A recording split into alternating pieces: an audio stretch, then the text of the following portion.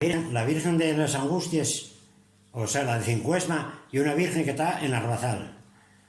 Tiene una iglesia, una capilla, casi como una iglesia, que lleve en la parroquia de Puelles, cerca del Alto La Campa.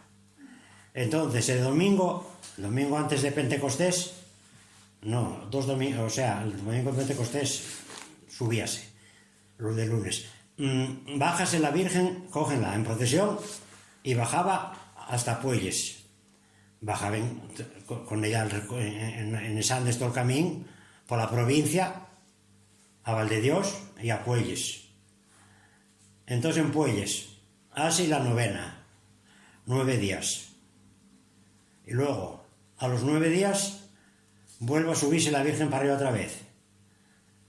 Vamos cantando los hombres y las mujeres.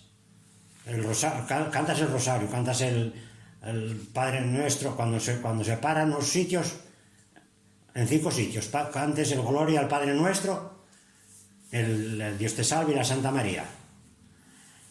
Y luego cada poco vas parando y cantando Dios te salve María y Santa María, Dios te salve María y Santa María. Y subía por la provincia, o sea, Puelles de Dios, por la provincia arriba a la carretera. Pero después subía por la provincia. Entonces, de aquella venía gente de Rozaes, de Grases, había gente hasta de Peón, de Sarieu, y subían con los cestes de la comida.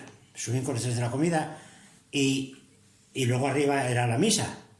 Y después de la misa había fiesta y la gente comía allí en el prau lo que llevaba, cada uno con su cesta y eso. Y después había fiesta, claro. Y acuérdame que diven unos carameleros de aquí de la villa que vendían avellanes y caramelos y eso, que era la diversión que había. Y a lo mejor tocaba la gaita y el tambor. Y eso era la fiesta de Cincuesma.